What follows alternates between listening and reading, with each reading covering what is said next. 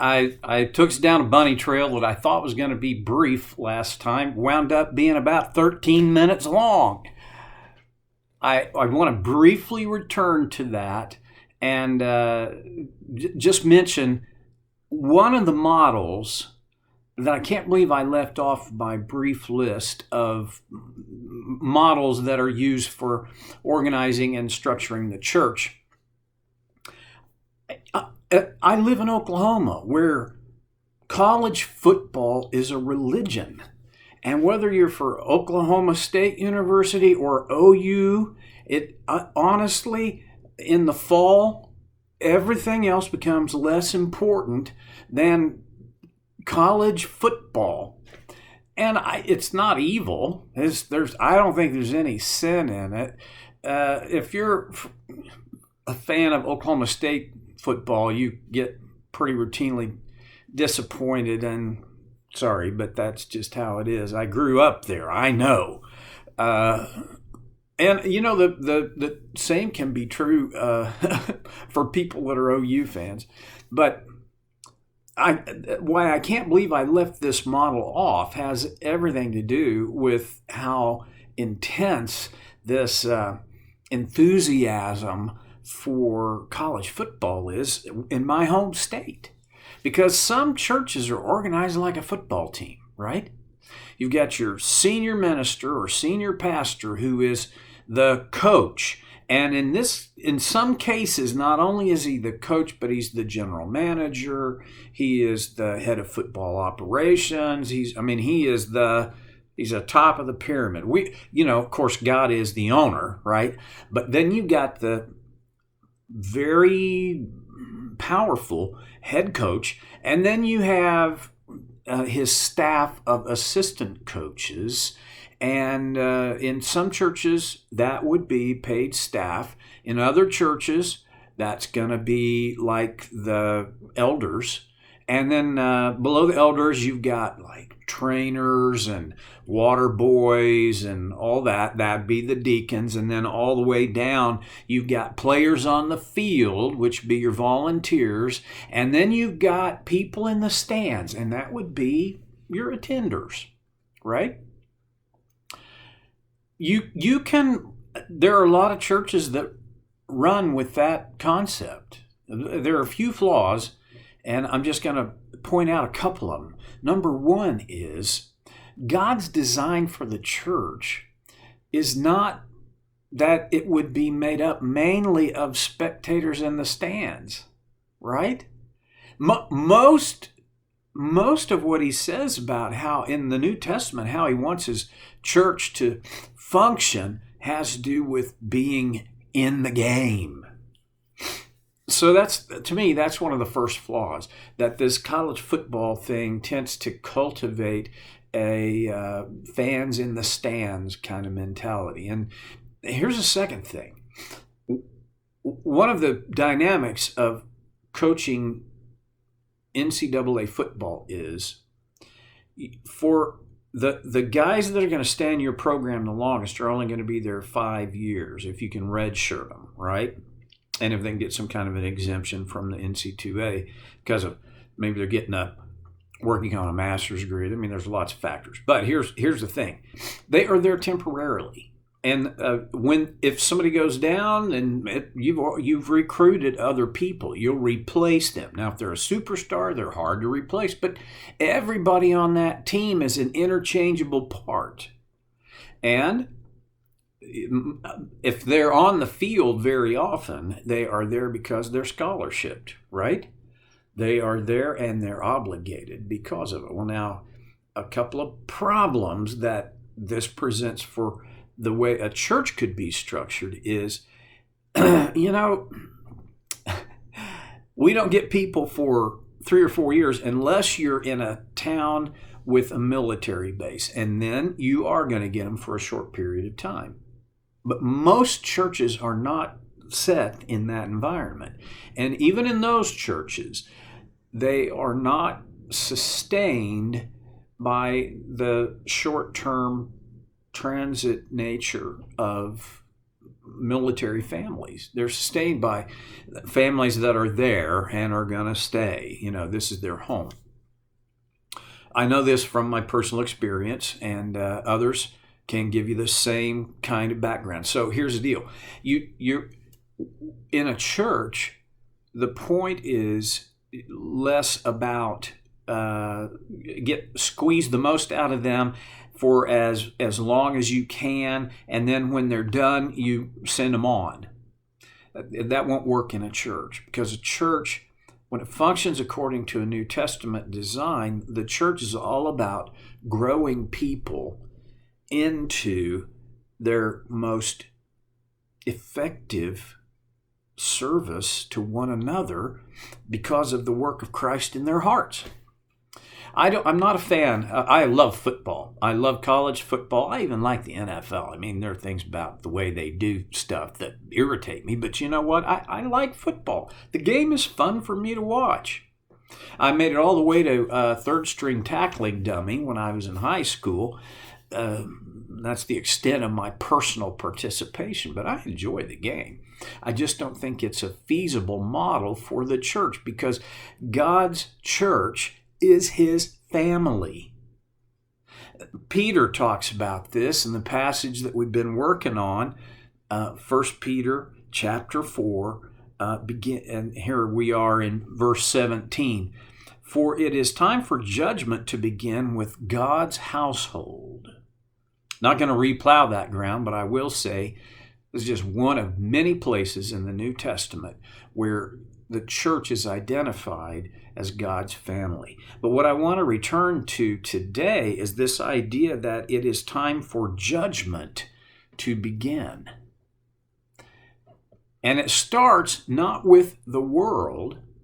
It doesn't start with politics. It doesn't start with business world. It doesn't start with it doesn't start with anything else. It doesn't start with the pagans. It starts with God's household. Now, when God judges, when this judgment occurs, what is the point of it? That's a very deep philosophical question, even theological, and I'm not qualified to go all the way down to the deep end of the pool on it. But let's talk about it here in the part of the pool where we can play volleyball. Judgment is always about finding what is right and doing something about it. I think I can say always on that. Actual judgment is. Now, when God judges, this is very interesting because he's not trying to discover what is right. All he's doing is revealing what is true and what is right. We live in an era where discovering what is true and right is both easy and hard. It's easy because we have almost all of the information that's ever been gathered by mankind ever at our fingertips if we can get to a computer that's connected to the internet. I can find stuff on my smartphone that I would have had to have gone to a very large university library and spent hours and hours and hours trying to run down. I can type in 3 or 4 keywords on my web browser and boom, I've got 1,500,000 hits. But it's hard to find the truth because the truth seems to hide among all kinds of camouflage of other untruths, half-truths. This is especially true of current events.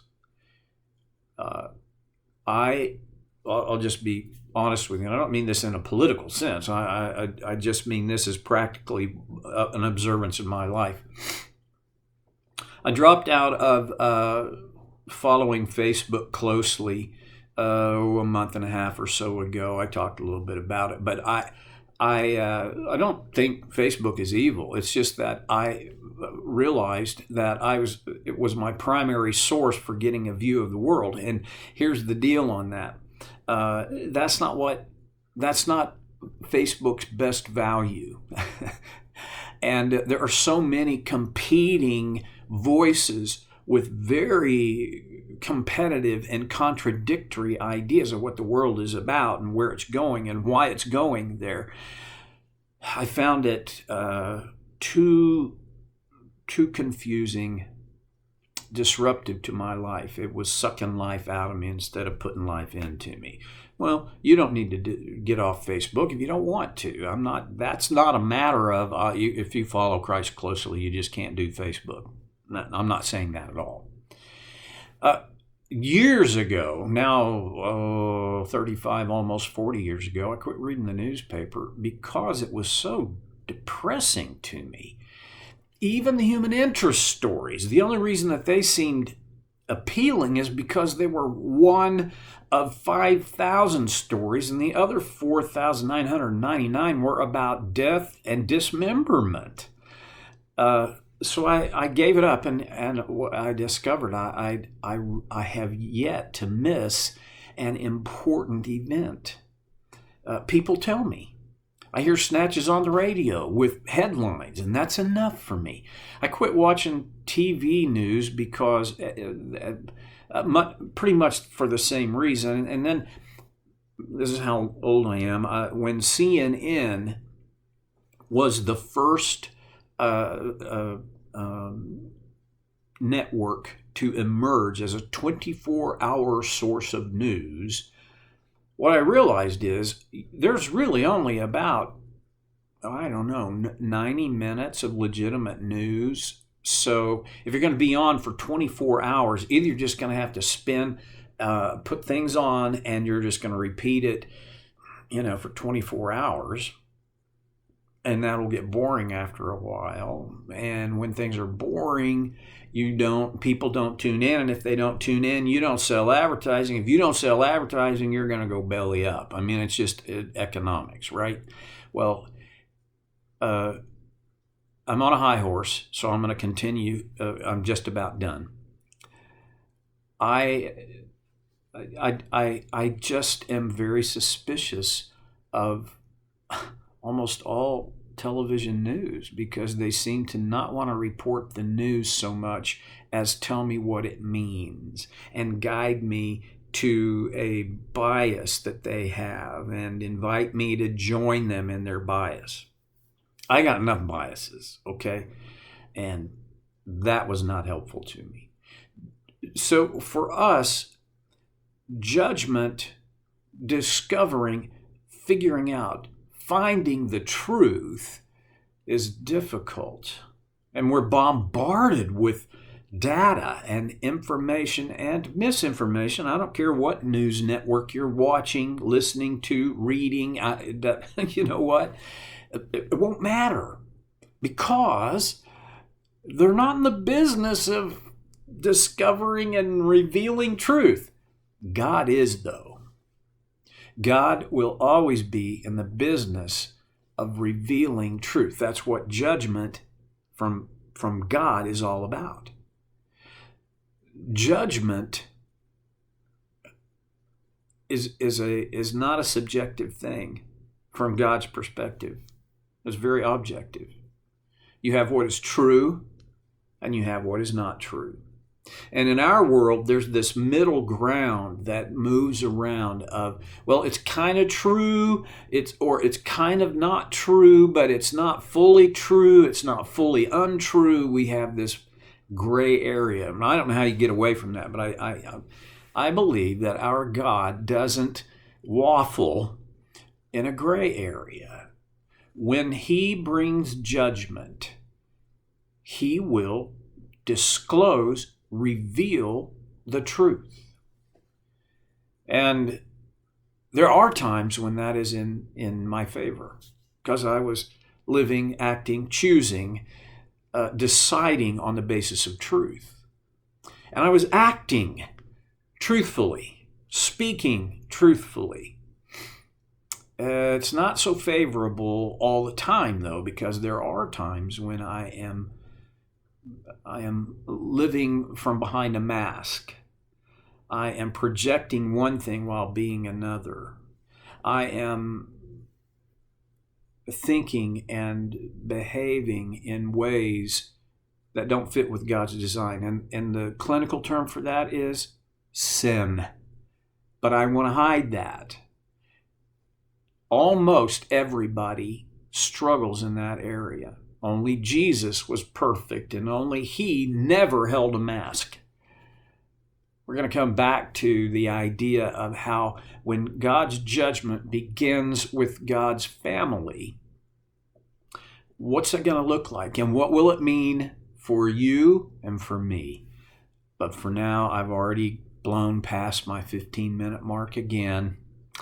I'm going to have to recover from that and make a new start. But I will do that next time on Soul Care with Stevie Boy.